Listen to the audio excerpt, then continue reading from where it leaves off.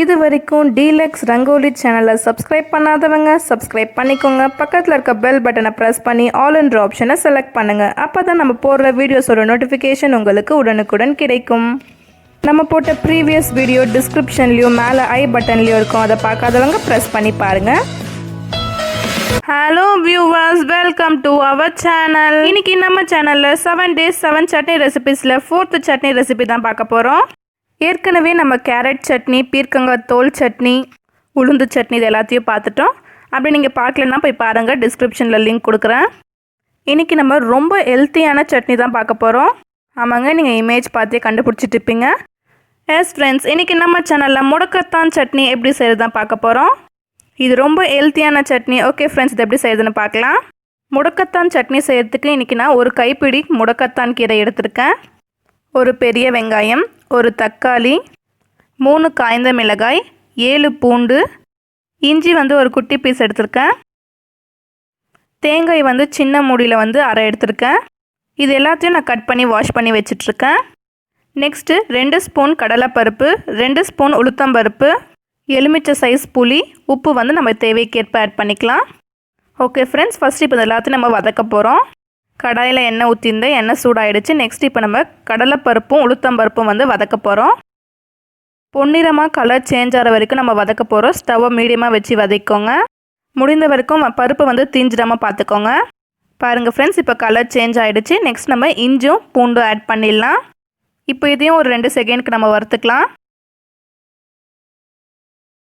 Next நம்ம cut பண்ணி wash பண்ணி வச்ச வெங்காயத்தை இதில் போட்டு வதக்கலாம். இதுவும் ஒரு 2 செகண்ட் வறுத்துக்கலாம், வெங்காயம் கலர் சேஞ்ச் ஆகிற வரைக்கும். இப்போ வெங்காயமும் வதங்கிடுச்சு. நெக்ஸ்ட் நம்ம தக்காளி, காய்ந்த மிளகாய் இது ரெண்டுத்தையும் ஆட் பண்ணிடலாம். நெக்ஸ்ட் நான் இதில் கட் பண்ணி வச்ச தேங்காயும் ஆட் பண்ணிடுறேன். இப்போ இதையும் ஒரு 2 நிமிஷம் நம்ம வதக்கலாம். முடக்கத்தான் கீரை உடம்புக்கு ரொம்ப நல்லது. இடுப்பு வலி, மூட்டு வலி, வாய்வு தொல்லை இந்த பிரச்சனைலாம் உங்களுக்கு இருந்துச்சுன்னா வாரத்தில் ஒரு தடவையாவது முடக்கத்தான் கீரை உங்கள் ஃபுட்டில் சேர்த்துக்கோங்க.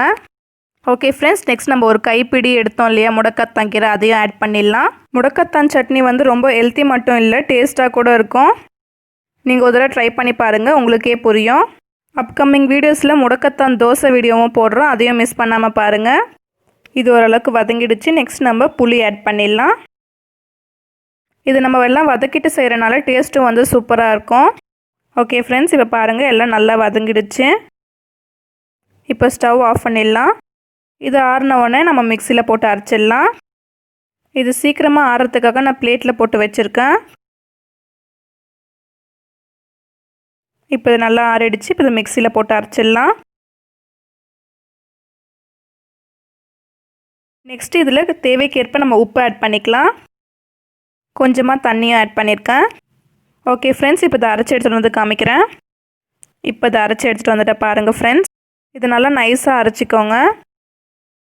நெக்ஸ்ட்டு எண்ணெய் கடுகு தாளித்து ஊற்றிடலாம். பாருங்கள் ஃப்ரெண்ட்ஸ், இப்போ கடுகு பொரியுது. இப்போ கருவேப்பிலை போட்டு ஸ்டவ் ஆஃப் பண்ணிடலாம். எண்ணெய், கடுகு, கருவேப்பிலை இது போட்டு நம்ம தாளிச்சாச்சு. இதை சட்னியில் மிக்ஸ் பண்ணிவிட்டு காமிக்கிறேன். அவ்வளோதான் ஃப்ரெண்ட்ஸ், ரொம்ப ஹெல்த்தியான மற்றும் ஆரோக்கியமான முடக்கத்தான் கீரை சட்னி ரெடி ஆகிடுச்சு. இந்த சட்னி இட்லி, தோசைக்கு சூப்பராக இருக்கும்.